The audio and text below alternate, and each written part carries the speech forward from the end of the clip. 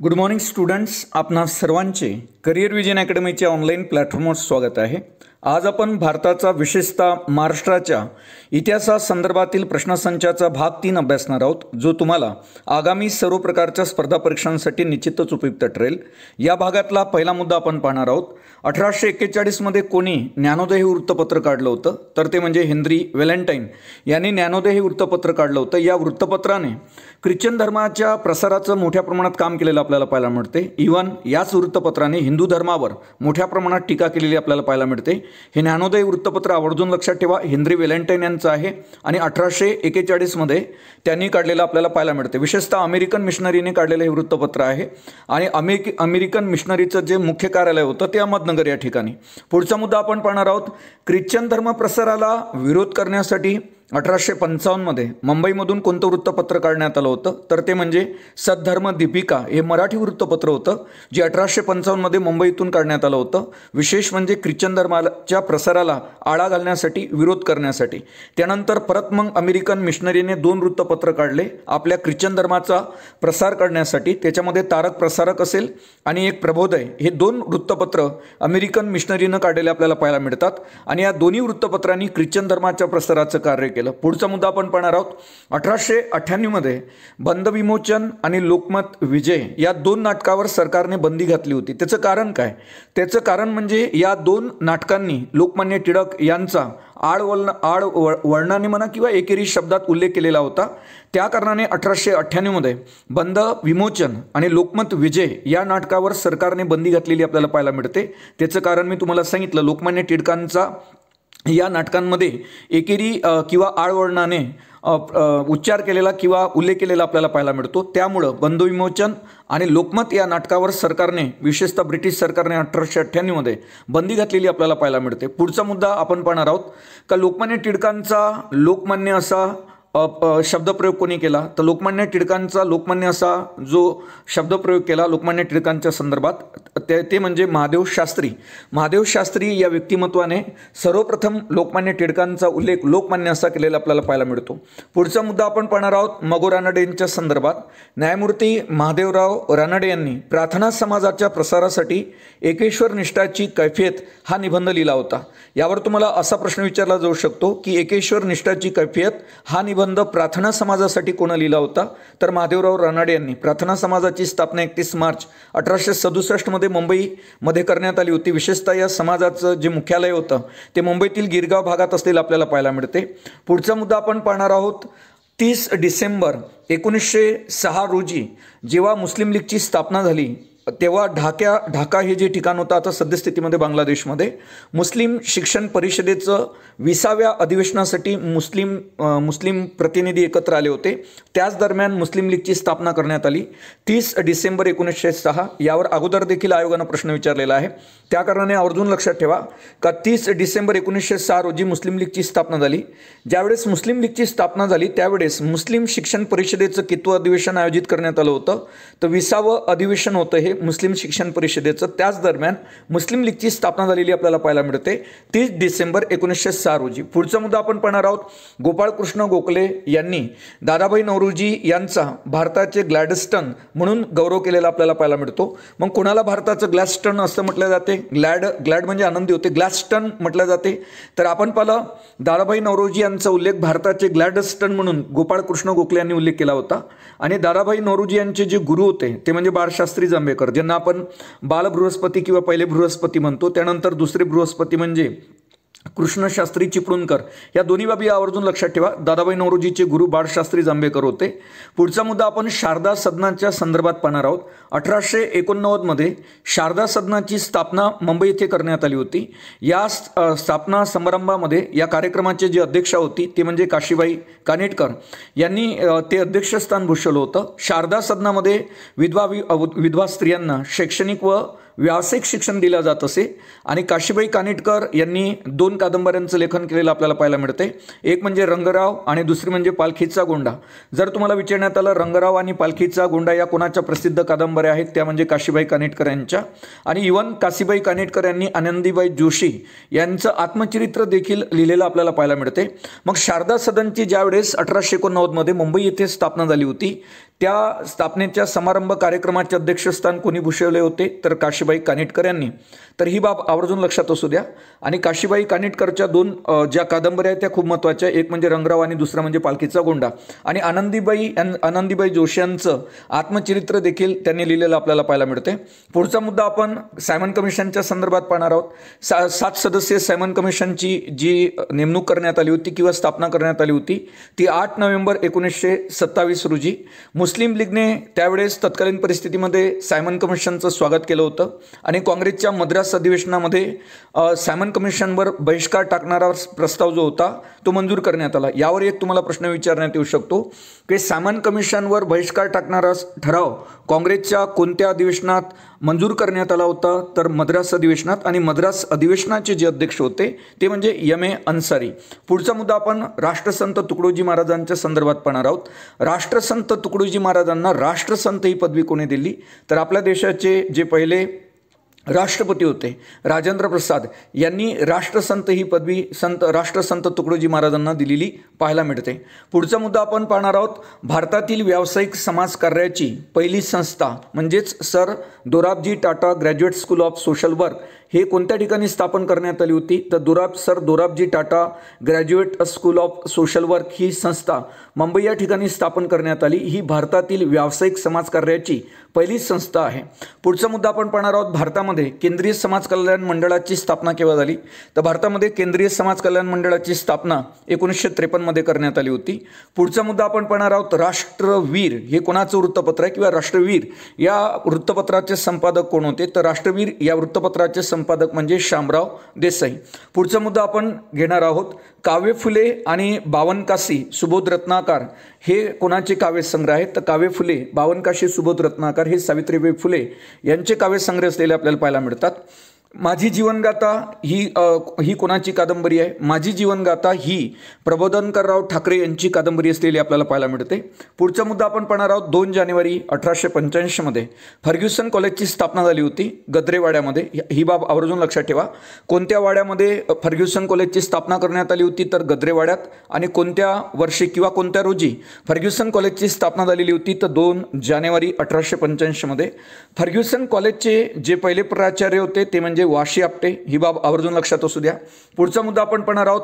यशोदा पांडुरंगी हे दादोबा पांडुरंग तर्खडकर यांचं पुस्तक असून त्यांनी मोरोपंतांच्या केकावलीवर लिहिलेली समीक्षात्मक टीका आहे. मग यशोदा पांडुरंगीचे लेखक कोण, तर दादोबा पांडुरंग तर्खडकर. आणि यशोदा पांडुरंगी हे एक टीकात्मक समीक्षात्मक टीका आहे मोरोपंतांच्या केकावलीवर लिहिलेली.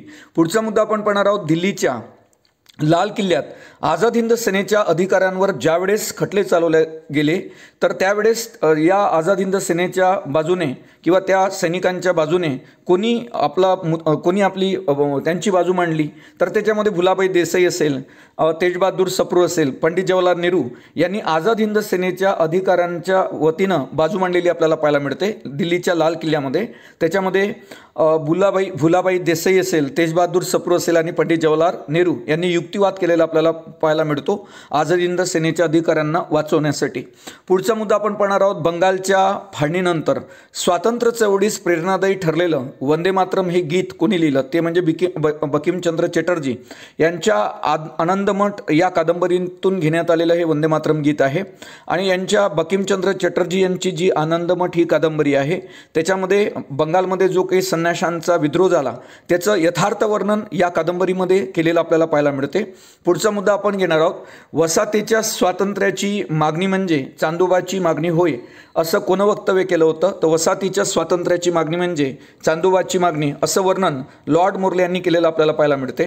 पुढचा मुद्दा आपण पाहणार आहोत. ग्रंथोत्तेजक मंडळी नावाची संस्था कोणी स्थापन केली होती, तर ग्रंथोत्तेजक मंडळी नावाची संस्था मगोरा नडेने स्थापन केली होती. त्यानंतर प्रार्थना समाजाच्या माध्यमातून धार्मिक आणि सामाजिक सुधारणांचं कार्य कोणी केलं? तर प्रार्थना समाजाच्या माध्यमातून धार्मिक आणि सामाजिक सुधारणांचं कार्य डॉक्टर आत्माराम पांडुरंग तरखडकर, राघो भांडारकर, वामन आबाजी मोडक, नारायण गणेश चंदावरकर, विठ्ठलरामजी शिंदे, न्यायमूर्ती महादेवराव रानडे यांनी प्रार्थना समाजाच्या माध्यमातून धार्मिक आणि सामाजिक सुधारणांचं कार्य केलेलं आपल्याला पाहायला मिळते. ही नावं आवर्जून लक्षात असू द्या. आत्माराम पांडुरंग तरखडकर, दादोबा पांडुरंग तरखडकर, डॉक्टर राघो भांडारकर ज्यांनी प्रार्थना समाजाची तत्वे लिहिली. त्याच्यानंतर वामन आबाजी मोडक असेल, नारायण गणेश चंदावरकर, विठ्ठलरामजी शिंदे, न्यायमूर्ती मगो रानडे यांनी प्रार्थना समाजाच्या वतीनं धार्मिक आणि सामाजिक सुधारणांचं कार्य केलेलं आपल्याला पाहायला मिळते. आणि प्रार्थना समाजाचं हेडक्वार्टर आपण गिरगाव मुंबई या ठिकाणी पाहिलं. प्रार्थना समाज हा भागवत धर्मावर विश्वास ठेवणारा होता, वारकरी संप्रदायावर विश्वास ठेवणारा होता. ही बाब देखील लक्षात ठेवण्यासारखी आहे. पुढचा मुद्दा आपण पाहणार आहोत. 1885 ते 1915 या काळामध्ये मुंबईचे अनभिषिक्त राजा म्हणून कुणाला ओळखले जात होते? तर 1885 पासून ते 1915 या काळामध्ये मुंबईचे अनभिषिक्त राजा म्हणून फिरोजशाह मेहता यांना ओळखले जात होते. इवन फिरोजशाह मेहता हे जे होते हे लॉर्ड कर्झनचे ऑक्सफर्ड विद्यापीठामध्ये क्लासमेट होते. ही बाब विद्यार्थ्यांनी आवर्जून लक्षात ठेवावी का लॉर्ड कर्झनचे ऑक्सफर्ड विद्यापीठामध्ये सहअध्यायी म्हणजेच क्लासमेट असणारे कोणतं व्यक्तिमत्व होतं ते म्हणजे फिरोजशाह मेहता. आणि फिरोजशाह मेहतांना 1885 ते 1915 या कालावधीसाठी मुंबईचं अनभिषिक्त राजा म्हणून ओळखलं जाते. पुढचा मुद्दा आपण पाहणार आहोत. महाराष्ट्रामध्ये 1857च्या उठावाची वेगवेगळी केंद्र असलेली आपल्याला पाहायला मिळतात. तो सोलापूर येथील 1857चं नेतृत्व कोणी केलं होतं? तर महाराष्ट्रातील सोलापूर नाही तर सोलापूर या ठिकाणी 1857चं जे उठावाचं नेतृत्व केलं ते नेतृत्व केलं तर व्यंकप्पा नाईक बळवंत बेहेरी यांनी. आवर्जून लक्षात ठेवा, जोड्या लावण्यामध्ये असे प्रश्न विचारले जातात का 1857च्या उठावाच्या वेळेस सोलापूर येथील नेतृत्व कोणी केलं होतं? व्यंकप्पा नाईक बळवंत बेहेरी यांनी केलेलं आपल्याला पाहायला मिळते. त्यानंतर तसेच नरगुंद असेल, नरगुंद इथं 1857च्या उठावाचं नेतृत्व कोणी केलं होतं? नरगुंद येथील 1857च्या उठावाचं नेतृत्व बाबासाहेब भावे यांनी केलेलं आपल्याला पाहायला मिळते. पुढचा मुद्दा आपण पाहणार आहोत. 1857च्या उठावाचं नेतृत्व नाशिकमधील पेठ येथील नेते जे होते भगवंतराव कोडी यांनी केलेलं आपल्याला पाहायला मिळते. मग पेठचं नेतृत्व कोणी केलं होतं? नाशिकमध्ये जे पेठ आहे तेथील नेतृत्व 1857मध्ये कोणी केलं होतं? ते म्हणजे भगवंतराव कोडी. आणि नरगुंदचं कोणी केलं होतं नेतृत्व? ते म्हणजे बाबासाहेब भावे. जामखिंडीचं नेतृत्व 1857च्या उठावामध्ये रामचंद्र पटवर्धनांनी केलेलं आपल्याला पाहायला मिळते. यावर अनेक वेळा प्रश्न विचारण्यात आलेले आहे का जामखिंडी येथील 1857च्या उठावाचं नेतृत्व कोणी केले होतं? तर ते म्हणजे रामचंद्र पटवर्धन यांनी. पुढचा मुद्दा आपण पाहणार आहोत जो अतिशय महत्त्वाचा आहे. मुंबई सरकारने लेफ्टनंट प्रेस्कॉट यांच्या अध्यक्षतेखाली रेल्वे मंडळाची स्थापना केलेली आहे. रेल्वे मंडळ तुम्हाला माहीत असेल लॉर्ड कर्झनच्या काळामध्ये स्थापन करण्यात आलं होतं 1905 मध्ये. तर मुंबई सरकारनं लेफ्टनंट प्रेस्कॉट यांच्या अध्यक्षतेखाली रेल्वे मंडळाची स्थापना केलेली आपल्याला पाहायला मिळते. आणि पुढचा मुद्दा आपण पाहणार आहोत. आता तुम्हाला माहीत असेल रेल्वे मंडळाच्या पहिल्या महिला अध्यक्ष बनल्या जयवर्मा सिंहा. तर ही बाब आवर्जून लक्षात असू द्या. पुढचा मुद्दा पाहणार आहोत आपण. लॉर्ड डलहौसीच्या काळात भारतातली पहिली टेलिग्राफ लाईन कुठून कुठपर्यंत टाकण्यात आली होती? तर लॉर्ड डलहौसीला तर आधुनिक भारताचा निर्माता म्हणतात. आणि लॉर्ड डलहौसीच्या काळामध्ये भारताची पहिली टेलिग्राफ लाईन जी आहे ती कलकत्ता ते आग्रा या ठिकाणी टाकण्यात आली होती. पुढचा मुद्दा आपण पाहणार आहोत. द ऑल इंडिया वुमेन्स कॉन्फरन्सची स्थापना कोणी केली? भरपूर वेळा असे प्रश्न विचारले जातात का द ऑल इंडिया वुमेन्स कॉन्फरन्सची स्थापना ही मार्गरेट कझिन्सनं केलेली आपल्याला पाहायला मिळते. द ऑल इंडिया वुमेन्स कॉन्फरन्सची स्थापना मार्गरेट कझिन्सने केली होती. पुढचा मुद्दा आपण पाहणार आहोत. मेहरबाई टाटा यांनी the National Council of Women in इंडियाची स्थापना केली होती. वर आपण पाहिलं the All India Women's Conference कोणी स्थापन केलं होतं? तर मार्गरेट कझिन्स. मेहरबाई टाटा यांनी काय स्थापन केलं? तर the National Council of women India याची स्थापना मेहरबाई टाटाने केलेली आपल्याला पाहायला मिळते. त्यानंतर द वुमेन्स इंडियन असोसिएशनची स्थापना ॲनी बेझंटने केलेली होती. डॉक्टर ॲनी बेझंटने कशाची स्थापना केली होती? तर द वुमेन्स इंडियन असोसिएशनचे. तिन्ही मुद्दे खूप महत्त्वाचे आहे का द ऑल इंडियन वुमेन्स कॉन्फरन्सची स्थापना कोणी केली? तर मार्गरेट कझिन्स यांनी. The National Council of Women in India याची स्थापना कोणी केली? तर मेहरबाई टाटा यांनी. त्यानंतर द वुमेन्स इंडियन असोसिएशनची स्थापना कोणी केली? तर डॉक्टर ॲनी बेझंट यांनी. त्यानंतर वहाबी चळवळीचं जे भारतातलं केंद्र होतं ते लक्षात ठेवणं खूप गरजेचं आहे. तर बिहारमधील पटना हे वहाबी आंदोलनाचे भारतातील केंद्र होते, तर मुख्य केंद्र अफगाणिस्तानमधील सिताना या ठिकाणी असलेले आपल्याला पाहायला मिळते. या दोन्ही बाबी आवर्जून लक्षात ठेवा का वहाबी आंदोलनाचं भारतातलं केंद्र कोणत्या ठिकाणी होतं? तर पटना या ठिकाणी. आणि पूर्ण भारताच्या बाहेर कोणत्या ठिकाणी होतं मुख्य केंद्र? तर अफगाणिस्तानमधील सिताना या ठिकाणी आपल्याला वहाबी आंदोलनाचं केंद्र पाहायला मिळते. पुढचा मुद्दा आपण पाहणार आहोत 1820मध्ये society for native female education या संस्थेने बंगाली मुलांची शाळा कलकत्ता या ठिकाणी सुरू केली होती. आवर्जून लक्षात ठेवा का 1820मध्ये कोणासाठी? तर बंगाली मुलांसाठी शाळा सुरू करण्यात आली कलकत्ता या ठिकाणी. आणि त्या शाळेचं जे नाव होतं society for native female education या संस्थेने बंगाली मुलांची म्हटल्यापेक्षा आपण मुलींची म्हणू, कारण हे मुलींसाठी शाळा होती. हा मुद्दा या ठिकाणी लक्षात घ्या. याच्या अगोदर हा प्रश्न आलेला आहे, आयोगानं यावर प्रश्न विचारलेला आहे का पहिल्यांदा मुलींची शाळा 1820मध्ये कोणी सुरू केली आणि कुठे सुरू झाली? तर कलकत्त्याला. Society for native female education ही या संस्थेने बंगाली मुलींची शाळा कलकत्ता या ठिकाणी सुरू केलेली आपल्याला पाहायला मिळते. या ठिकाणी मुलांच्या ठिकाणी मुलींची असा शब्दप्रयोग हवा होता.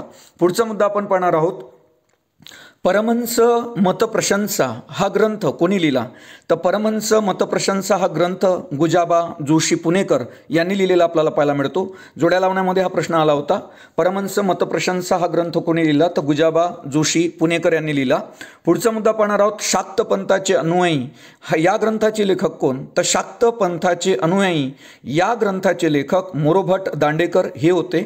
पुढचा मुद्दा आपण पाहणार आहोत. विचारलहरी हे कोणाचं वृत्तपत्र आहे? तर विचारलहरी हे कृष्णशास्त्री चिपळूणकर यांचं वृत्तपत्र आहे. आणि कृष्णशास्त्री चिपळूणकरांना मराठीचे जॉन्सन्स म्हणतात. आणि यांचा जो मुलगा होता म्हणजे त्यांना आपण म्हटलं मराठीचे शिवाजी म्हणतात. तर आवर्जून लक्षात ठेवा सध्या जो मुद्दा चालू आहे आपला कृष्णशास्त्री चिपळूणकर, तर कृष्णशास्त्री चिपळूणकर हे मराठीचे जॉन्सन आहे. आणि विष्णुशास्त्री चिपळूणकर जे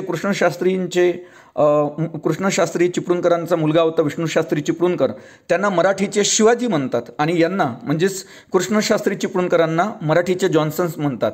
तर विचारलहरी हे जे वृत्तपत्र होतं हे कृष्णशास्त्री चिपळूणकरांशी संबंधित आहे. आणि मराठीतील त्यांना दुसरे बृहस्पती म्हणतात. पहिले बृहस्पती आपण बाळशास्त्री जांभेकरांना म्हणतो. आणि जे मराठीतले दुसरे बृहस्पती आहेत ते म्हणजे कृष्णशास्त्री चिपळूणकर. पुढचा मुद्दा आपण पाहणार आहोत. 1 ऑगस्ट 1920 रोजी तुम्हाला माहीत असेल लोकमान्य टिळकांचं याच दिवशी निधन झालं होतं. याच दिवशी गांधीजींनी असहकार चळवळीचं जे उद्घाटन आहे ते मुंबईमध्ये केलेलं आपल्याला पाहायला मिळते. पुढचा मुद्दा आपण पाहणार आहोत. 1848मध्ये मुंबईत स्थापन झालेल्या विशेषतः फर्ग्युसन कॉलेजच्या विद्यार्थ्यांनी मुंबईत स्थापन केलेल्या ज्ञानप्रसारक सभेच्या अध्यक्षस्थानी कुणाची नेमणूक झाली होती? दादोबा पांडुरंग तर्खडकर यांची ज्ञानप्रसारक सभेच्या अध्यक्षस्थानी निवड झालेली आपल्याला पाहायला मिळते. ज्ञानप्रसारक सभेची स्थापना आवर्जून लक्षात ठेवा. ज्ञानप्रसारक सभेची स्थापना 1848मध्ये मुंबईत झाली होती. ज्ञानप्रसारक सभेचे अध्यक्ष दादोबा पांडुरंग तर्खडकर होते. पुढचा मुद्दा आपण पाहणार आहोत. आपले विचार व गांधीजींशी असलेले मतभेद व्यक्त करणारं व्हिदर इंडिया हे पुस्तक कोणी लिहिलं होतं? तर आपले विचार व गांधीजींशी असलेले मतभेद व्यक्त करणारे व्हिदर इंडिया हे पुस्तक जवाहरलाल नेहरूंना लिहिलेलं आपल्याला पाहायला मिळते. पुढचा मुद्दा आपण पाहणार आहोत. 1912मध्ये पुण्यात फर्ग्युसन कॉलेजमध्ये अस्पृश्य व ब्राह्मण यांच्या एकत्र सहभोजनाचा कार्यक्रम कोणी आयोजित केला होता? तर विरा शिंदे यांनी 1912मध्ये पुण्यात फर्ग्युसन कॉलेजमध्ये अस्पृश्य व ब्राह्मण यांच्या एकत्र सहभोजनांचा कार्यक्रम विरा शिंदे यांनी आयोजित केलेला आपल्याला पाहायला मिळतो. पुढचा मुद्दा आपण पाहणार आहोत. भारतामध्ये मुंबई ते ठाणे येथे पहिली रेल्वे 16 एप्रिल 1853 रोजी सुरू झाल्यावर ज्ञानोदय हे जे वृत्तपत्र होतं 1841मध्ये निघालेलं जे हेनरी व्हॅलेंटाईन यांनी काढलं होतं. तर या वृत्तपत्राने या रेल्वेवर टीका केलेली आपल्याला दिसते. या टीकेचं वर्णन या घटनेवर चाक्या मस्कोबा नावाची कविता ज्ञानोदय या वृत्तपत्रामध्ये प्रकाशित झाली होती. ज्यावेळेस मुंबई ते ठाणे पहिली रेल्वे धावली 16 एप्रिल 1853 रोजी बुधवार या दिवशी 3:30 वाजता दुपारी. तर त्यावेळेस ज्ञानोदय वृत्तपत्राने या घटनेवर चाक्या मस्कोबा ही कविता प्रसिद्ध केलेली आपल्याला पाहायला मिळते. अनेक वेळा यावर आयोगानं प्रश्न विचारलेले आहे. पुढचा मुद्दा आपण पाहणार आहोत. भागवत धर्माचा विकास हा लेख कोणी लिहिला होता? तर भागवत धर्माचा विकास हा लेख विरा शिंदे यांनी लिहिलेला आपल्याला पाहायला मिळतो. पुढचा मुद्दा पाहणार आहोत. 8 एप्रिल 1928 रोजी पुण्यामध्ये तुम्हाला माहीत असेल लोकमान्य टिळकांचे जे पुत्र होते श्रीधरपंत टिळक यांनी समाज समता संघाची शाखा स्वतःच्या वाड्यामध्ये सुरू केली होती. 8 एप्रिल 1828 पुण्यामध्ये लोकमान्य टिळकांचे जे पुत्र होते श्रीधरपंत टिळक यांनी समाज समता संघाची जी शाखा आहे ते स्वतःच्या वाड्यामध्ये सुरू केली होती. श्रीधरपंत टिळक यांनी केसरी आणि मराठा या वृत्तपत्राचे जे संचालक होते त्या संचालक मंडळाला कंटाळून मुंबई पुणे एक्सप्रेसच्या खाली येऊन आपली आत्महत्या केली होती. तर ते 25 मे 1928 टिळकांचे जे पुत्र होते श्रीधरपंत टिळक यांनी आत्महत्या केलेली आपल्याला पाहायला मिळते मुंबई पुणे एक्सप्रेसच्या खाली येऊन 25 मे 1928 रोजी. त्यांचा जो शेवटचा पत्रव्यवहार होता श्रीधरपंत टिळक यांचा तो डॉक्टर बाबासाहेब आंबेडकर यांच्याशी होता. कारण श्रीधरपंत टिळक आणि डॉक्टर बाबासाहेब आंबेडकर यांचे चांगले संबंध होते. त्यात त्यांनी आपण असं करण्याची कारणे डॉक्टर बाबासाहेब आंबेडकरांना कळवली होती. आणि श्रीधरपंत टिळकांचे मी सांगितल्याप्रमाणे आंबेडकरांशी डॉक्टर बाबासाहेब आंबेडकरांशी चांगले संबंध असलेले आपल्याला पाहायला मिळतात. पुढचा मुद्दा गोपाळबाबा वलंगकरांशी संबंधित पाहणार आहोत. यावरही नेहमी प्रश्न येत असतात. गोपाळबाबा वलंगकर हे पहिले दलित वृत्तपत्र वार्ताहरकार आहेत, बातमीदार आहेत आपल्या दलित समाजातील. हा मुद्दा विद्यार्थ्यांनी आवर्जून लक्षात ठेवावा का गोपाळबाबा वलंगकर हे पहिले दलित वृत्तपत्र वार्ताहर आहेत. त्यांच्यावर महात्मा फुलेंचा प्रभाव होता. 1893 त्यांनी एक संस्था स्थापन केली ज्याला आपण अनार्य दोष परिहारक मंडळ म्हणतो. आणि त्यांनी सुधारक आणि दिनबंधू या 2 वृत्तपत्रामधून देखील गोपाळबाबा वलंगकर यांनी लिखाण केलेलं आपल्याला पाहायला मिळते. सुधारक आणि दिनबंधू या 2 वृत्तपत्रातून गोपाळबाबा वलंगकरांनी लिखाण केलं होतं. इव्हन आपण पाहिलं की सुधारक हे वृत्तपत्र गोपाळ गणेश आगरकरांनी 1888 काढलं होतं. याच वर्षी गोपाळबाबा वलंगकरांनी 1888 विटाळ विध्वंस नावाचा ग्रंथ लिहिला होता. त्यामध्ये त्यांनी अस्पृश्य हे मूळचे क्षत्रिय होते आणि कालांतराने त्यांना अस्पृश्य गणले गेले हा विचार या विठाळ विध्वंस ग्रंथामध्ये गोपाळबाबा वलंगकरांनी मांडलेला आपल्याला पाहायला मिळतो. पुढचा मुद्दा आपण पाहणार आहोत. सती प्रथा बंद करण्यासाठी 18 जून 1823 रोजी एक विनंती अर्ज ब्रिटिश पार्लमेंटकडे ज्यावेळेस पाठवण्यात आला त्यावेळेस भारतीय लोकांच्या वतीनं 2 व्यक्तींनी स्वाक्षऱ्या केल्या होत्या. त्याच्यामध्ये राजाराम मोहन राय आणि आपल्या महाराष्ट्राचे जगन्नाथ शंकर सेठ. हा मुद्दा लक्षात घ्या, जगन्नाथ शंकर सेठ हवं होतं या ठिकाणी. तर राजाराम मोहन राय आणि जगन्नाथ शंकर सेठ या 2 व्यक्तींनी सती प्रथा बंद करण्यासाठी जो एक विनंती अर्ज ब्रिटिश पार्लमेंटकडे पाठवला होता 18 जून 1823 त्यावर स्वाक्षऱ्या केलेल्या आपल्याला पाहायला मिळतात. आणि मात्र या सती प्रथा बंदीला विरोध होता. राधाकांत देव यांचा सती प्रथा बंदी नको, माहिती ना, सती प्रथा बंदी व्हायला नाही पाहिजे यासाठी राधाकांत देव यांनी विरोध केलेला आपल्याला पाहायला मिळते. आणि या ठिकाणी राजाराम मोहन राय सतीबंदीसाठी तत्पर होते. सतीबंदी करायलाच पाहिजे या विचाराचे होते. त्याच्यामध्ये महाराष्ट्रातील जगन्नाथ शंकर सेठ देखील त्याच विचाराचे होते. याचा एक घटनाप्रसंग तुम्हाला सांगता येईल. राजाराम मोहन राय यांची वहिनी होती अलक मंजरी आणि त्यांचे राजाराम मोहन रायांचे मोठे बंधू होते जगमोहन. जेव्हा जगमोहनचा मृत्यू झाला, म्हणजे राजाराम मोहन रायांच्या मोठ्या भावांचा जगमोहन यांचा जेव्हा मृत्यू झाला तेव्हा राजाराम मोहन रायांचे जे आईवडील आहे त्यांचे नातेवाईक आहे यांनी जबरदस्तीनं त्यांची जी वहिनी होती त्यावेळेस राजाराम मोहन राय खूप लहान होते तर त्यांच्या वहिनीला म्हणजे अलक मंजरीला तर मादक पदार्थ देऊन त्या चितेवर बसवलं जगमोहन यांच्या आणि त्यांना सती जावं लागलं जबरदस्तीने. तर हा प्रसंग एक खूप वेदनादायक होता राजाराम मोहन रायांसाठी, कारण ते लहान असताना वहिनी त्यांना आईप्रमाणे वागवत होती. तर या पद्धतीनं राजाराम मोहन रायांवर या प्रसंगाचा अलक मंजरी म्हणजे त्यांच्या वहिनीचा सती जाण्याचा एक खूप मोठा ठसा उमटला गेला, वाईट ठसा आपण म्हणू त्याला. तर त्यासाठीच त्यांनी सती प्रथा बंदीसाठी प्रयत्न केल्याचे आपल्याला पाहायला मिळते. आणि त्यासाठीच मग 1823 एक विनंती अर्ज ब्रिटिश पार्लमेंटकडे जेव्हा पाठवला त्यावर त्यांनी स्वाक्षरी केली आणि महाराष्ट्रातील जगन्नाथ शंकर सेठ यांनी देखील स्वाक्षरी केलेली आपल्याला पाहायला मिळते. सोबत मग राजाराम मोहन रायांच्या या प्रयत्नांना यश आलं आणि लॉर्ड बेंटिंग जे होते लॉर्ड विल्यम बेंटिंग यांनी 4 डिसेंबर 1829 सती प्रथा बंदी विरोधी कायदा केलेला आपल्याला पाहायला मिळतो. त्याच्यामध्ये मोठ्या प्रमाणात जे योगदान आहे ते राजाराम मोहन राय यांचं आपल्याला असलेलं पाहायला मिळते. कारण राजाराम मोहन राय यांनी वहिनीला जेव्हा जबरदस्तीनं सती जायला भाग पाडलं त्यांच्या घरच्यांनी, तर त्यावेळेस त्यांनी घराचा त्याग केलेला आपल्याला पाहायला मिळतो राजाराम मोहन राय यांनी.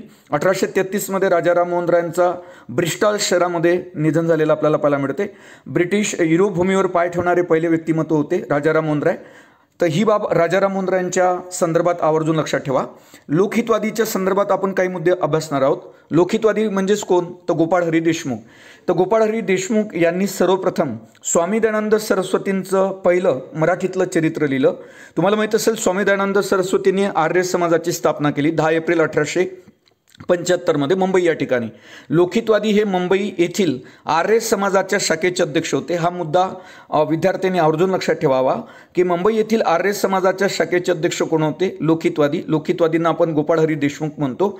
त्यांनीच मराठीतलं पहिलं स्वामी दयानंद सरस्वतींचं चरित्र लिहिलेलं आपल्याला पाहायला मिळते. पुढचा मुद्दा आपण दिनकरराव जवळकरांच्या संदर्भात पाहणार आहोत. तरुण मराठा असेल, कैवारी असेल, तेज हे वृत्तपत्र दिनकरराव जवळकर यांचे होते आणि दिनकरराव जवळकर यांनी कैवारी या वृत्तपत्रातून दारूच्या बातम्या दिल्या जात असे.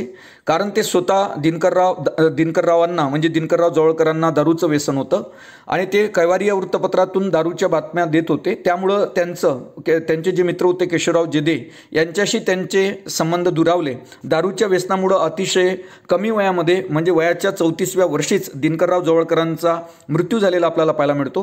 पण या ठिकाणी आवर्जून लक्षात ठेवा त्यांची वृत्तपत्रे तरुण मराठा, कैवारी आणि तेज या वृत्तपत्राला, तरुण मराठा या वृत्तपत्राला, कैवारी या वृत्तपत्राला छत्रपती शाहू महाराजांनी मदत केलेली आपल्याला पाहायला मिळते. मात्र एक बाब आवर्जून लक्षात ठेवा का कैवारी वृत्तपत्रामध्ये दिनकरराव जवळकर दारूच्या बातम्या देत होते आणि स्वतः दिनकररावांना दारूचं व्यसन जडलेलं होतं. त्यामुळं त्यांना अतिशय कमी वयामध्ये मृत्यू आलेला आपल्याला पाहायला मिळतो. वयाच्या 34व्या वर्षी त्यांचं निधन झालेलं आहे दिनकरराव जवळकरांचं. पुढचा मुद्दा आपण पाहणार आहोत. मी 10 वर्ष भारताचा सम्राट राहिलो तर देशात एकही संस्थानिक शिल्लक राहणार नाही असं मत कोणी व्यक्त केलं होतं? तर ब्रिटिश सेनापती चार्ल्स नेपियर हे नेहमी असं म्हणत असे का मी 10 वर्ष भारताचा सम्राट राहिलो तर देशात एकही संस्थानिक शिल्लक राहणार नाही असं वक्तव्य नेहमी ब्रिटिश सेनापती चार्ल्स नेपियर करत असे. पुढचा मुद्दा घेणार आहोत. मर्दहो नाके कापून घ्या हे सोडापाणी पुस्तक कोणी लिहिलं? तर मर्दहो नाके कापून घ्या हे सोडापाणी पुस्तक दिनकरराव जवळकर यांनी लिहिलेलं आपल्याला पाहायला मिळते. दिनकरराव जवळकर यांनी नचिकेळकरवर मर्दहो नाके कापून घ्या सोडापाणी पुस्तकामध्ये नचिकेळकर हे टिळकांचे नोये होते यांच्यावर टीका केलेली आपल्याला पाहायला मिळते. मर्दहो नाके कापून घ्या हे कोणाचं पुस्तक आहे? तर दिनकरराव जवळकरांचं सोडापाणी पुस्तक आणि त्यामध्ये त्यांनी नचिकेळकरवर टीका केलेली आपल्याला पाहायला मिळते. नचिकेळकर हे लोकमान्य टिळकांचे अनुयायी होते. पुढचा मुद्दा आपण पाहणार आहोत. गणपतराव नलावडे यांनी महात्मा फुले यांची बदनामी करण्यासाठी सत्यशोधक की ख्रिस्ती सेवक हे पुस्तक लिहिलं होतं. आवर्जून लक्षात ठेवा. सत्यशोधक की ख्रिस्ती सेवक हे पुस्तक कोणाचं? गणपतराव नलावडेचं आणि त्यांनी त्याच्यामधून या पुस्तकातून महात्मा फुले यांची बदनामी करण्यासाठी पुस्तक लिहिलेलं होतं. पुढचा मुद्दा आपण पाहणार आहोत. केशवराव जेदेंच्या संदर्भात 1922 मध्ये छत्रपती मेळा सुरू करणारे केशवराव जेदे होते. ते 1922 मध्ये छत्रपती मेळा सुरू करून केशवराव जेदे यांनी लोकमान्य टिळकांच्या अनुयायांना आव्हान दिलं होतं. या मेळाव्यासाठी दिनकरराव जवळकर यांनी छत्रपती पद्यसंग्रह प्रसिद्ध केला होता. हे दोन्ही मुद्दे आवर्जून लक्षात ठेवा का छत्रपती मेळा 1922 मध्ये कोणी सुरू केला होता? केशवराव जेदे यांनी. कशाला सुरू केला होता? तो लोकमान्य टिळकांच्या अनुयायांना आव्हान देण्यासाठी. आणि या मेळाव्यासाठी मग या छत्रपती मेळाव्यासाठी कोणी छत्रपती पद्यसंग्रह प्रसिद्ध केला होता? तर दिनकरराव जवळकर जे केशवराव जेदे यांचे मित्र होते. पुढचा मुद्दा आपण पाहणार आहोत. 1923 मध्ये दिनकरराव जवळकर यांनी श्री शिव स्मारक पुराण हे पुस्तक लिहिलं. 2023 मध्ये त्याला 100 वर्ष पूर्ण झालेले आपल्याला पाहायला मिळतात. तर मग श्री शिव स्मारक पुराण हे कोणाचं पुस्तक आहे? तर श्री शिव स्मारक पुराण हे जे पुस्तक आहे दिनकरराव जवळकरांचं आहे, जे त्यांनी 1923 मध्ये लिहिलं.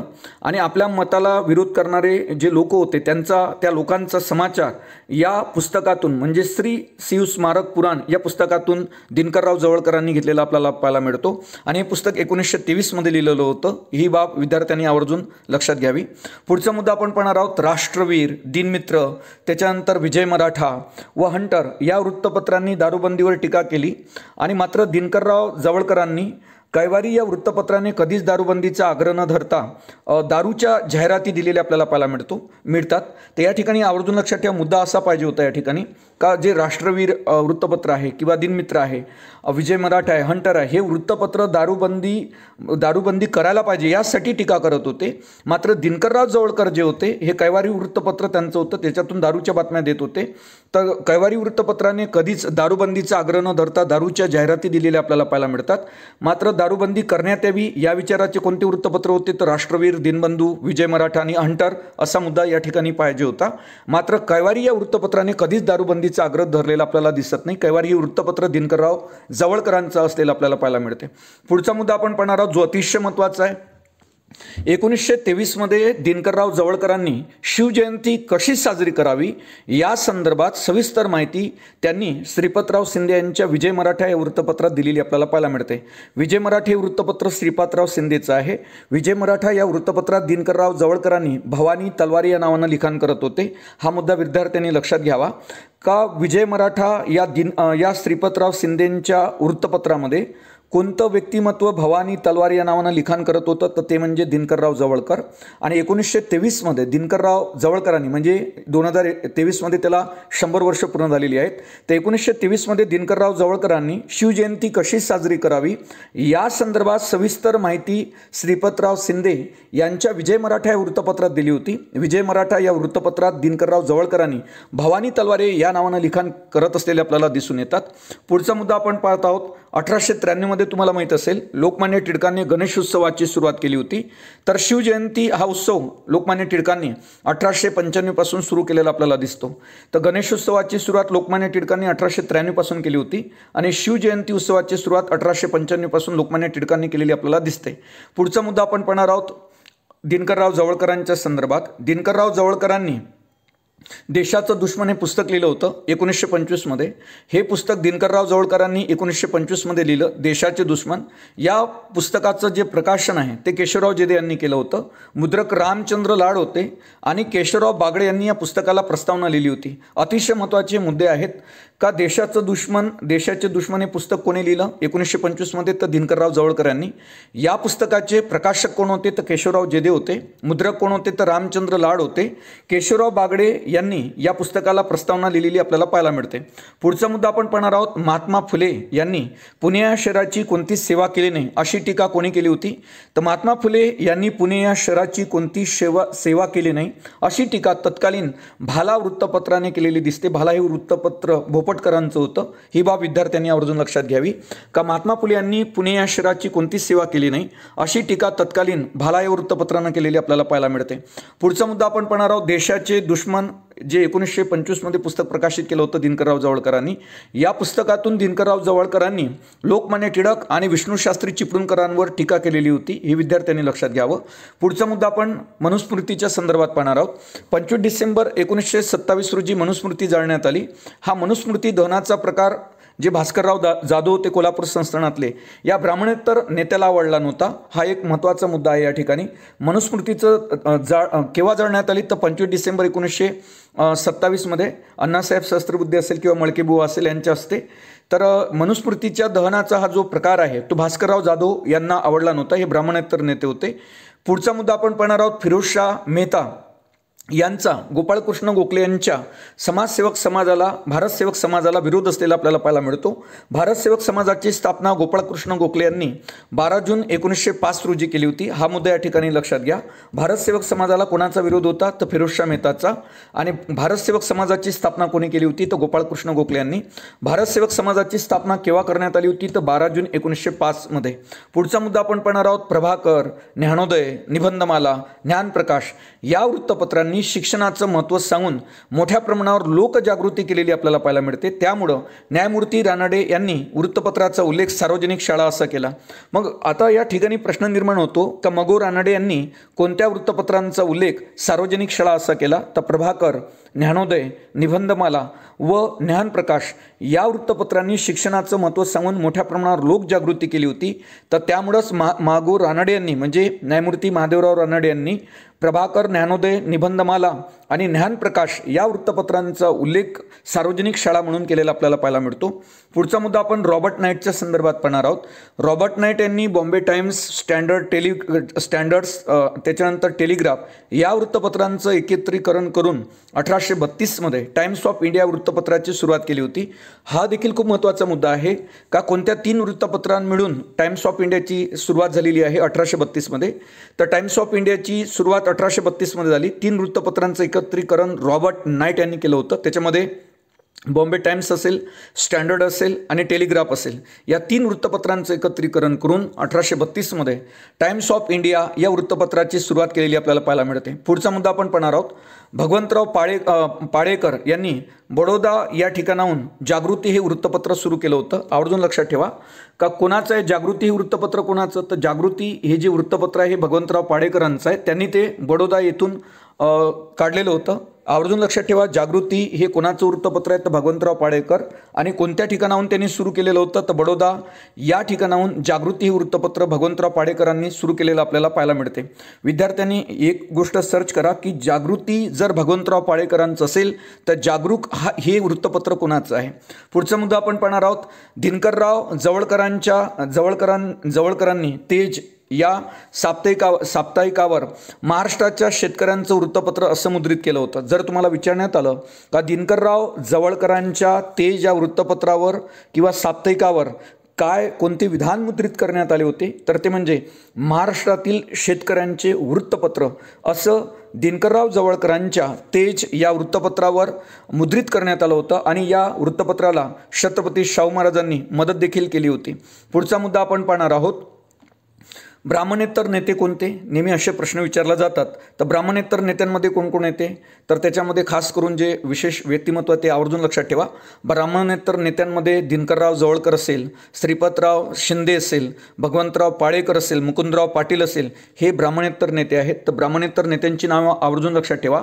त्याच्यामध्ये दिनकरराव जवळकर, श्रीपतराव शिंदे, भगवंतराव पाडेकर, मुकुंदराव पाटील ते सर्व ब्राह्मणेतर नेते आहे.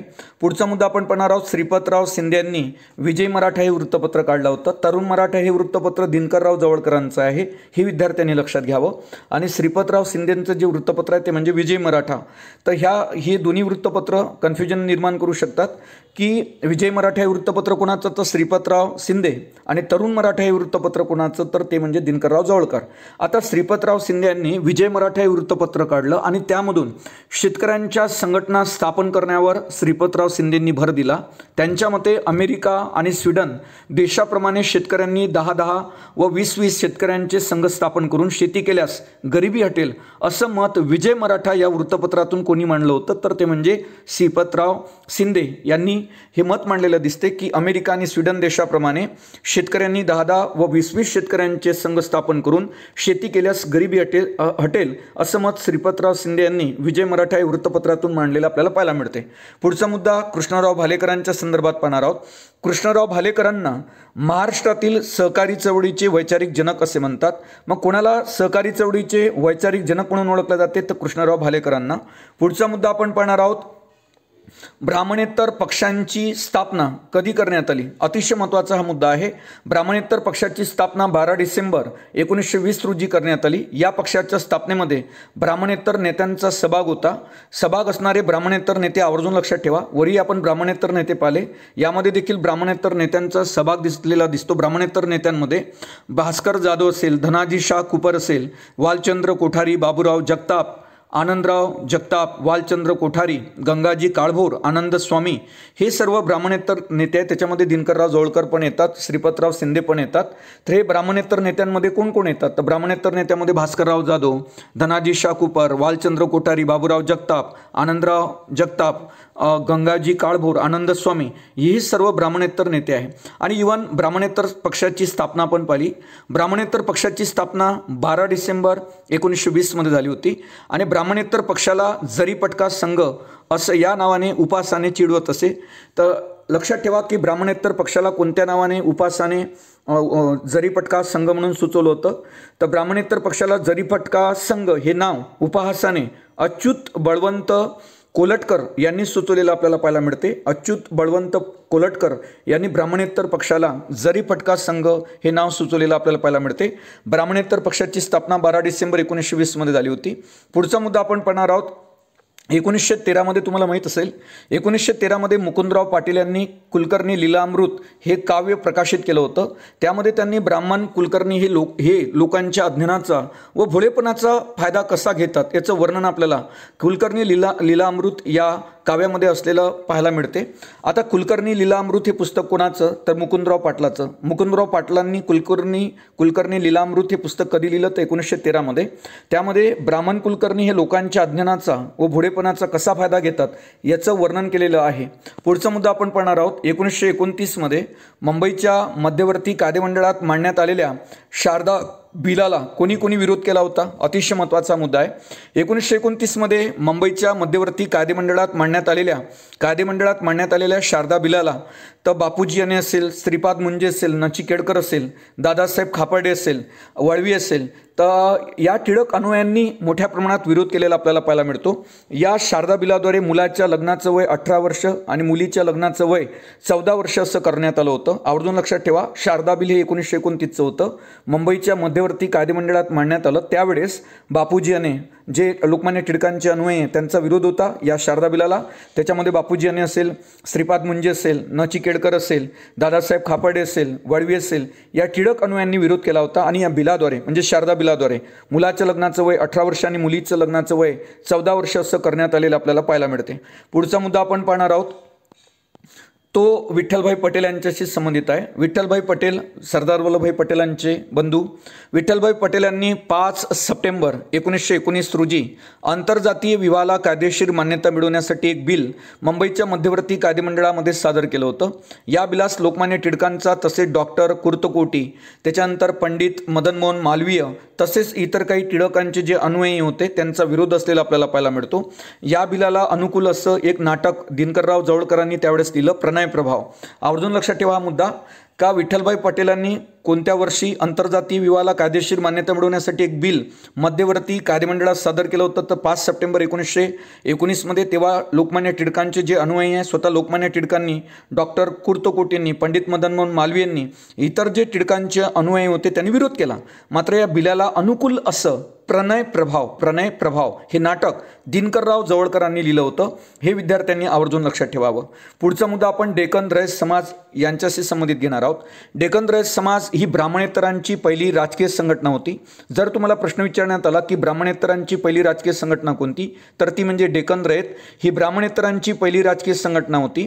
या संघटनेची स्थापना 1916 मध्ये अण्णासाहेब लठे, मुकुंदराव पाटील, वालचंद्र कोठारी, रामचंद्र बेडेकर, नारायण टिळक, केशव सीताराम केशव बोले यांनी केलेली आपल्याला पाहायला मिळते। आणि या संघटनेच्या वतीनं अण्णासाहेब लठे यांनी डेक्कन रयत नावाचं साप्ताहिक काढलं होतं। मुख्य मुद्दा हा निर्माण होतो का ब्राह्मणेतरांची पहिली राजकीय संघटना कोणती, तर ती म्हणजे डेक्कन रयत। डेक्कन रयत समाजाची स्थापना केव्हा झाली, तर 1916 मध्ये। डेक्कन रयत समाज कोणी स्थापन केला, तर अण्णासाहेब लठे, मुकुंदराव पाटील, वालचंद्र कोठारी, रामचंद्र बेडेकर, नारायण टिळक, सीताराम केशव बोले यांनी डेक्कन रयत समाज स्थापन केला होता 1916 मध्ये। आणि याच डेक्कन रयत संघटनेच्या वतीनं अण्णासाहेब लठे यांनी डेक्कन रयत नावाचं साप्ताहिक काढलं होतं। मग डेक्कन रयत हे साप्ताहिक कोणी काढलं होतं, तर अण्णासाहेब लठे यांनी। पुढचा मुद्दा आपण पाहणार आहोत। 26 ऑक्टोबर 1917 रोजी पुण्याला मराठा राष्ट्रीय संघाची स्थापना विठ्ठल रामजी शिंदे यांनी केली होती। अतिशय महत्त्वाचा मुद्दा आहे हा, का मराठा राष्ट्रीय संघ कोणी स्थापन केला होता, 26 ऑक्टोबर 1917 रोजी पुण्याला। तर 26 ऑक्टोबर 1917 रोजी पुणे येथे मराठा राष्ट्रीय संघाची स्थापना विठ्ठल रामजी शिंदे यांनी केलेली आपल्याला पाहायला मिळते। आवर्जून लक्षात ठेवा, मराठा राष्ट्रीय संघ कोणी स्थापन केला होता, विठ्ठल रामजी शिंदे। आणि केव्हा स्थापन केला होता, 26 ऑक्टोबर 1917। पुढचा मुद्दा पाहणार आहोत। 19 डिसेंबर 1917 रोजी पुणे येथे ऑल इंडिया मराठा लीगची स्थापना कोणी केली होती, तर 19 डिसेंबर 1917 रोजी पुणे येथे ऑल इंडिया मराठा लीगची स्थापना भास्करराव जाधव, श्रीपतराव शिंदे, राजर्षी शाहू महाराज आणि बापूराव जेधे यांनी ऑल इंडिया मराठा लीगची स्थापना केलेली आपल्याला पाहायला मिळते। विराज शिंदेंनी जी स्थापना केली ते मराठा राष्ट्रीय संघाची स्थापना विराज शिंदेने 26 ऑक्टोबर 1917 मध्ये केली। आणि त्याच वर्षी म्हणजे 1917 मध्ये 19 डिसेंबर 1917 मध्ये पुणे या ठिकाणी ऑल इंडिया मराठा लीगची स्थापना भास्करराव जाधव, श्रीपतराव शिंदे, राजर्षी शाहू महाराज आणि बापूराव जेधे यांनी केलेली आपल्याला पाहायला मिळते। पुढचा मुद्दा आपण पाहणार आहोत। महात्मा गांधीजींच्या संदर्भात, विशेषतः असहकार आंदोलनाच्या संदर्भात तुम्हाला माहीत असेल अतिशय महत्त्वाचा मुद्दा आहे जो आपण या ठिकाणी पाहणार आहोत. 4 सप्टेंबर 1920 रोजी कलकत्ता येथे काँग्रेसचं एक विशेष अधिवेशन पार पडलं. त्या ठिकाणी महात्मा गांधीजी यांनी असहकार आंदोलन सुरू करण्याचा एक ठराव मांडला होता. या कलकत्त्याच्या विशेष अधिवेशनाचे अध्यक्ष त्यावेळेस लाला लजपतराय होते. या अधिवेशनामध्ये गांधीजींनी ज्यावेळेस असहकाराचा ठराव मांडला त्या असहकाराच्या ठरावाला सुरुवातीला मदन मोहन मालवीय, बॅरिस्टर जिना, ॲनी बेझंट, त्याच्यानंतर श्रीपाद मुंजे, बिपिनचंद्र पाल, मोहम्मद अली जिना, बापूजी अने, चित्तरंजन दास आणि त्याच्यानंतर दादासाहेब खापर्डे, सुरेंद्रनाथ बॅनर्जी यांनी गांधीजींना मांडलेल्या असहकार आंदोलनाच्या ठरावाला विरोध केला होता. स्वतः या अधिवेशनाचे जे अध्यक्ष होते लाला लजपतराय त्यांचा देखील गांधीजीच्या असहकार आंदोलनाच्या प्रस्तावाला विरोध होता. या ठरावाला नंतर मान्यता देण्यात आली. ज्यावेळेस काँग्रेसचं जे अधिवेशन असते दरवर्षी भरत असते तर डिसेंबर 1920 मध्ये नागपूर या ठिकाणी काँग्रेसचं ज्यावेळेस अधिवेशन आयोजित करण्यात आलं त्यावेळेस स्वतः चित्तरंजन दास यांनी असहकार आंदोलनाचा ठराव मांडला होता 1920 मध्ये नागपूर अधिवेशनामध्ये. ही बाब विद्यार्थ्यांनी लक्षात घ्यावी. मात्र सुरुवातीला गांधीजींनी जो असहकाराचा ठराव मांडला होता तो कलकत्त्यातील विशेष अधिवेशनामध्ये ज्याचे अध्यक्ष लाला लजपतराय होते त्यावेळेस मदन मोहन मालवीय असेल, बॅरिस्टर जिना असेल, ॲनी बेझंट असेल, श्रीपाद मुंजे असेल, बिपिनचंद्र पाल असेल, मोहम्मद अली जिना असेल, बापूजी अने असेल, चित्तरंजन दास आणि दादासाहेब खापर्डे, सुरेंद्रनाथ बॅनर्जी यांनी विरोध केला होता. आणि स्वतः त्या अधिवेशनाचे जे अध्यक्ष होते लाला लजपतराय त्यांचा देखील विरोध होता. नंतर ह्या असहकाराचा ठराव नागपूर अधिवेशन 1920 मध्ये पारित करण्यात आला. हा ठराव तत्कालीन परिस्थितीमध्ये चित्तरंजन दास यांनी मांडला होता. आता नागपूर अधिवेशनात जो असहकाराचा ठराव मांडला तुम्ही आता सांगितलं तुम्हाला चित्तरंजन दास यांनी मांडला होता.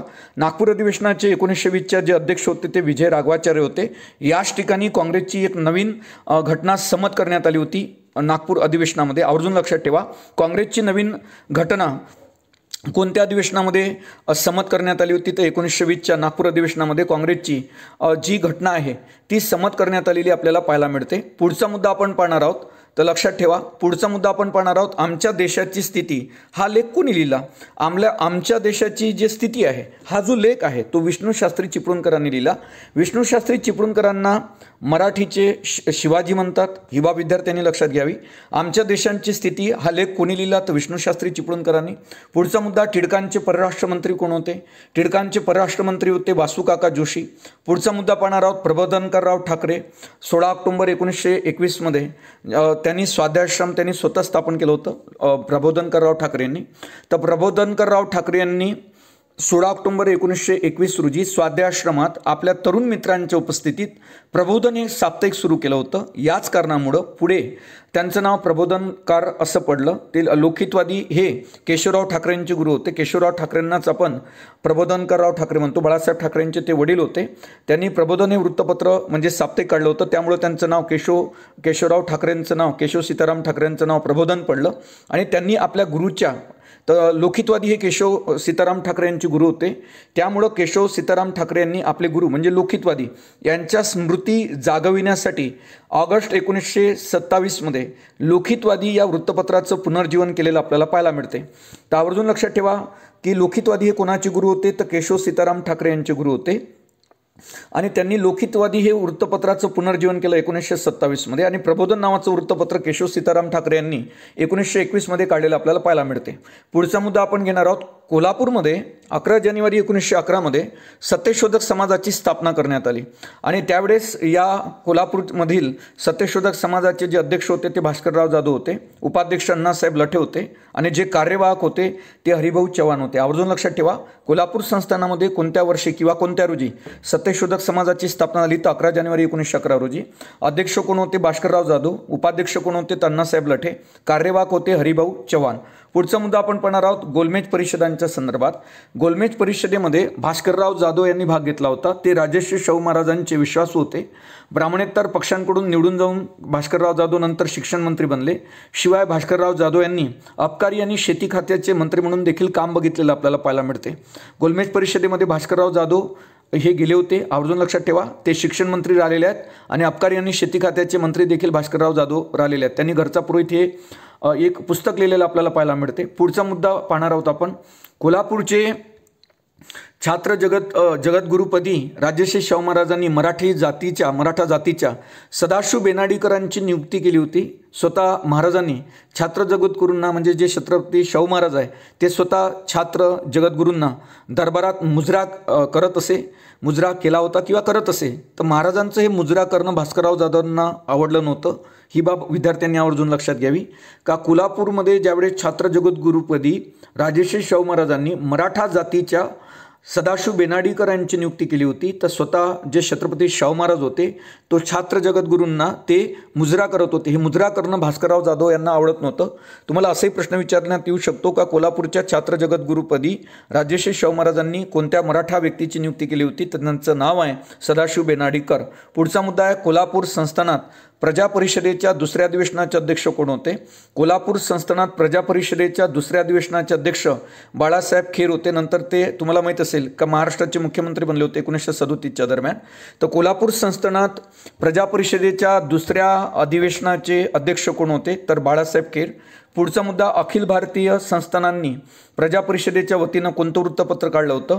अखिल भारतीय संस्थानांनी प्रजा परिषदेच्या वतीनं द स्टेटस पीपल हे वृत्तपत्र काढलेलं आपल्याला पाहायला मिळतं. प्रजा परिषदेचं वृत्तपत्र आवर्जून लक्षात ठेवा. द स्टेटस पीपल हे प्रजा परिषदेचं वृत्तपत्र असलेलं पाहायला मिळते, जे अखिल भारतीय संस्थानांनी प्रजा परिषदेच्या वतीनं काढलेलं होतं.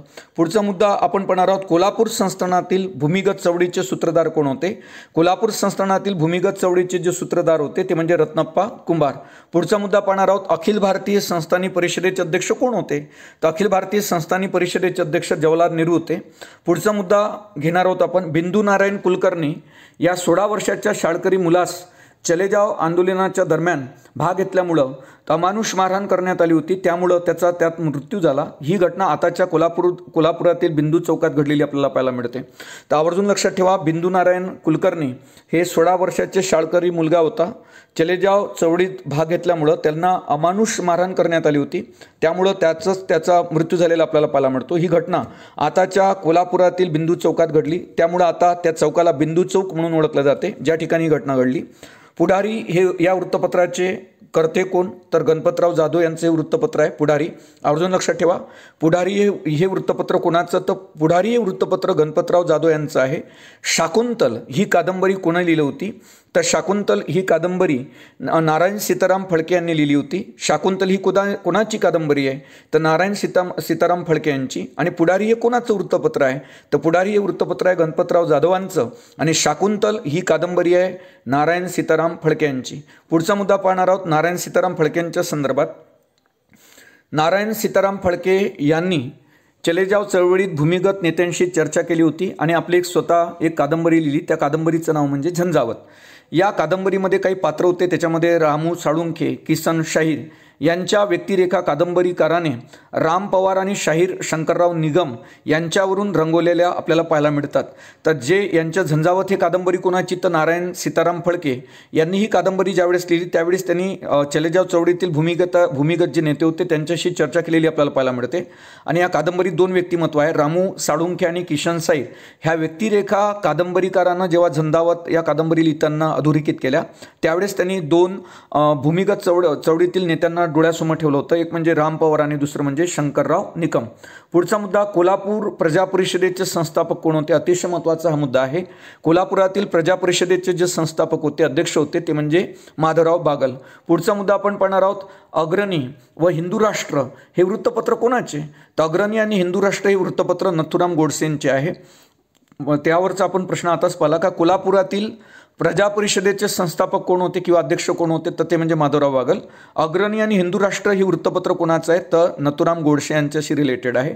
पुढचा मुद्दा आपण पाहणार आहोत हिंदुस्थानी लाल सेनेशी संबंधित. तुम्हाला माहीत असेल विदर्भामध्ये मदनलाल बागडी, श्यामनारायण काश्मीरी, विनायक दांडेकर, श्यामलाला श्रीवास, महादेवभाई, गुरुजी यांनी हिंदुस्थान लाल सेना स्थापन केली होती.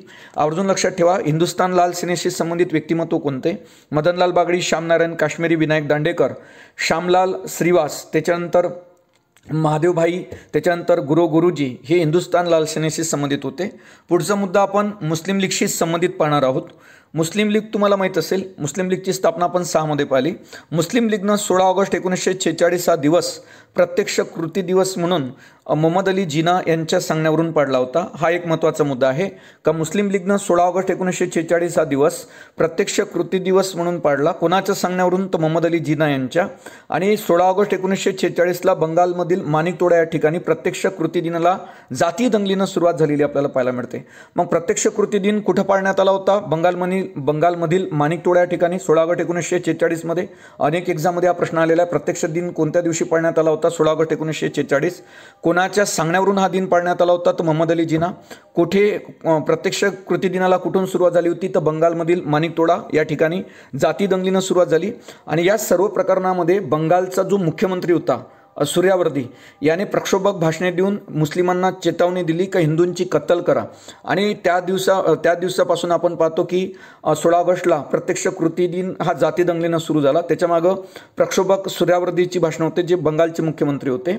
आणि हिंदूंची कत्तल करण्यासाठी त्यांनी मुस्लिमांना उत्तेजित केलेलं आपल्याला पाहायला मिळते, भडकवलेलं पाहायला मिळते. या घटनेवर इंग्रजांच्या मालकीचं जे एक वृत्तपत्र होतं स्टेटसमन, या वृत्तपत्राने तत्कालीन मुख्यमंत्री जे होते सूर्यावर्दी यांच्यावर टीका केलेली पाहायला मिळते. या प्रत्यक्ष कृती दिनाला डोळ्यासमोर ठेवून या स्टेटसमन या वृत्तपत्राने. पुढचा मुद्दा आपण पाहणार आहोत आणि पुढचे मुद्दे देखील खूप महत्त्वाचे आहेत. तर जेव्हा हिंदू महासभेचे अध्यक्ष श्यामाप्रसाद मुखर्जी बनले तेव्हा नथुराम जे गोडसे होते त्यांनी सांगितलं का हिंदू महासभा काँग्रेसची दासी बनलेली आहे. अतिशय महत्त्वाचा मुद्दा आहे. हिंदू महासभेचे अध्यक्ष श्यामाप्रसाद मुखर्जी जेव्हा बनले तर त्यावेळेस नथुराम गोडसे यांनी हिंदू महासभा काँग्रेसची दासी बनली असे न्यायालयीन निवेदनामध्ये म्हटलं होतं. कारण नथुराम गोडसे यांना श्यामाप्रसाद मुखर्जीचा काँग्रेसशी असणारा अनुनय आवडला नव्हता. अतिशय महत्त्वाचा मुद्दा आहे का जेव्हा हिंदू महासभेचे अध्यक्ष श्यामाप्रसाद मुखर्जी बनले त्यावेळेस नथुराम गोडसेनं म्हटलं होतं की हिंदू महासभा काँग्रेसची दासी बनलेली आहे. आणि न्यायालयीन निवेदनात त्यांनी म्हटलं की कारण नथुराम गोडसे यांना श्यामाप्रसाद मुखर्जीचा जो काँग्रेसशी असणारा अनुनय होता तो आवडला नव्हता. पुढचा मुद्दा आपण पाहणार आहोत. 1200 रुपये खर्च करून सत्यशोधक समाजासाठी छापखाना कोणी विकत घेऊन दिला होता? तर 1200 रुपये खर्च करून सत्यशोधक समाज जो महात्मा फुलेशी रिलेटेड आहे तर 1200 रुपये खर्च करून सत्यशोधक समाजासाठी छापखाना हा व्यंकू बाळाजी काळभोर यांनी सत्यशोधक समाजाला घेऊन दिलेला आपल्याला पाहायला मिळतो. याच्यावरही आयोगानं प्रश्न विचारलेला आहे. पुढचा मुद्दा आपण पाहणार आहोत. 20 जुलै 1924 रोजी स्थापन झालेल्या बहिष्कृत हितकारणी सभेचे अध्यक्ष कोण होते? तर 20 जुलै 1924 रोजी स्थापन झालेल्या बहिष्कृत हितकारणी सभेचे अध्यक्ष सर चिमनलाल सेटलवाळ होते. पुढचा मुद्दा आपण पाहणार आहोत. 19 डिसेंबर 1917 रोजी भास्कर जाधव, राजर्षी शाहू महाराज, केशवराव जाधव, श्रीपतराव शिंदे यांनी आपण पाहिलं ऑल इंडिया मराठा लीगची स्थापना केलेली आपल्याला पाहायला मिळते. मग ऑल इंडिया मराठा लीगची स्थापना केव्हा झाली? तर आपण पाहिलं 19 डिसेंबर 1917 रोजी भास्करराव जाधव, राजर्षी शाहू महाराज, केशवराव जेदे, श्रीपतराव शिंदे यांनी ऑल इंडिया मराठा लीगची स्थापना केलेली पाहायला मिळते. भास्करराव जाधव यांनी पुरोहिताशिवाय धार्मिक विधी करता यावेत म्हणून एक पुस्तक लिहिलं होतं. त्या पुस्तकाचं नाव म्हणजे घरचा पुरोहित. तर घरचा पुरोहित हे कोणाची पुस्तिका आहे? तर भास्करराव जाधव यांची आहे. पुरोहिताशिवाय धार्मिक विधी करता यावेत म्हणून घरचा पुरोहित ही पुस्तिका भास्करराव जाधव यांनी प्रकाशित केली होती. पुढचा मुद्दा आपण केशवराव जेधेंच्या संदर्भात पाहणार आहोत. केशवराव जेधे यांनी 1948 मध्ये काँग्रेस पक्षाचा राजीनामा दिला होता. अतिशय महत्त्वाचा मुद्दा आहे का केशवराव जेधे यांनी कोणत्या वर्षी काँग्रेस पक्षाचा राजीनामा दिला होता? 1948 मध्ये. काँग्रेस शेतकरी पक्षाची तत्कालीन परिस्थितीमध्ये त्यांनी काँग्रेस शेतकरी पक्षाची स्थापना केली. सन 1954 मध्ये केशवराव जेधेंचे शंकरराव मोरे यांच्याशी वाद झाल्यामुळं शेतकरी कामगार पक्षाचा त्यांनी राजीनामा दिला होता. परत काकासाहेब गाडगीळ जे होते त्यांच्या मदतीनं केशवराव जेधे परत काँग्रेसमध्ये आले आणि 1957 मध्ये ते बारामती लोकसभा मतदारसंघातून लोकसभेवर निवडून गेले होते. केशवराव जेधेच्या संदर्भात आवर्जून लक्षात ठेवा का केशवराव जेधेंनी काँग्रेसचा राजीनामा केव्हा दिलता? 1948. त्यांनी त्यानंतर काँग्रेस शेतकरी पक्षाची स्थापना केली. 1954 मध्ये शंकरराव मोरे यांच्याशी वाद झाला होता कारण शंकरराव मोरे यांच्यासोबतच केशवराव जेधे यांनी मिळून काँग्रेस शेतकरी पक्ष काढला होता. 54 मध्ये शंकरराव मोरेंशी वाद झाला केशवराव जेधे यांचा, त्यामुळं शेतकरी कामगार पक्षाचा देखील त्यांनी राजीनामा दिला होता. परत ते मग काकासाहेब गाडगिडा यांच्या मदतीनं परत ते काँग्रेसमध्ये गेले शेतकरी कामगार पक्ष सोडून आणि 1957 मध्ये काँग्रेसतर्फे ते बारामती लोकसभा मतदारसंघातून निवडून आलेले आपल्याला पाहायला मिळतात. पुढचा मुद्दा जवळकरांशी पहा संबंधित असलेला. दिनकरराव जवळकरांनी एक अतिशय महत्त्वाचं पुस्तक लिहिलं होतं क्रांतीचे रणशिंग. तर क्रांतीचे रणशिंग हे कोणाचं पुस्तक आहे? तर क्रांतीचं रणशिंग हे दिनकरराव जवळकरांचं पुस्तक आहे. या पुस्तकातून त्यांनी समाजवादी विचार मांडले होते. मग दिनकरराव जवळकरांनी आपल्या कोणत्या पुस्तकातून समाजवादी विचार मांडले होते? तर क्रांतीचं रणशिंग. पुढचा मुद्दा आपण गणपतराव नलावडेच्या संदर्भात घेणार आहोत, जो शेवटचा मुद्दा आहे. गणपतराव नलावडे यांनी महात्मा फुलेची बदनामी करण्यासाठी सत्यशोधक की ख्रिस्ती सेवक हे पुस्तक प्रकाशित केल्यानं या पुस्तकाला एक प्रतिउत्तर म्हणून दिनकरराव जवळकरांनी सन 1925 मध्ये देशाचे दुश्मन हे टीकात्मक पुस्तक लिहिलं होतं. आणि या पुस्तकाला केशव सीताराम ठाकरे यांनी मिशिगिनी असं संबोधलं होतं. जर तुम्हाला विचारण्यात आलं की केशवराव ठाकरेंनी कोणत्या पुस्तकाला मिशिगिनी असं म्हटलं होतं, तर 1925 मध्ये देशाचं दुश्मन जे पुस्तक होतं दिनकरराव जवळकरांनी लिहिलेलं, त्या पुस्तकाला प्रबोधनकारांनी म्हणजे केशव सीताराम ठाकरेंनी मिशिगिनी असं म्हटलं होतं. गणपतराव नलावडेने महात्मा फुलेची बदनामी करण्यासाठी जे पुस्तक लिहिलं होतं सत्यशोधक की ख्रिस्ती सेवक, या पुस्तकाला प्रत्युत्तर देण्यासाठी दिनकरराव जवळकरांनी 1925 मध्ये देशाचं दुश्मन हे पुस्तक लिहिलं होतं. टीकात्मक पुस्तक आहे. आणि या पुस्तकाला केशवराव सीताराम ठाकरे यांनी म्हणजे प्रबोधनकारांनी मिशिगिनी असं म्हटलेलं आपल्याला पाहायला मिळते. अशा पद्धतीने हे आजच्या भारताचा विशेषतः महाराष्ट्राच्या इतिहासाच्या संदर्भातील महत्त्वाचा भाग 3 आहे. यामध्ये अतिशय महत्त्वाचे आपण कव्हर केलेले आहे PYQ जे इतिहासाशी संबंधित आहे. पुन्हा आपण भेटू भारताचा विशेषतः महाराष्ट्राच्या इतिहासाच्या संदर्भातील भाग 4 सह. त्यामध्ये देखील असतील महत्त्वाचे इतिहासातील प्रश्न जे तुम्हाला आगामी सर्व प्रकारच्या स्पर्धा परीक्षांसाठी निश्चितच उपयुक्त ठरतील. तोपर्यंत धन्यवाद.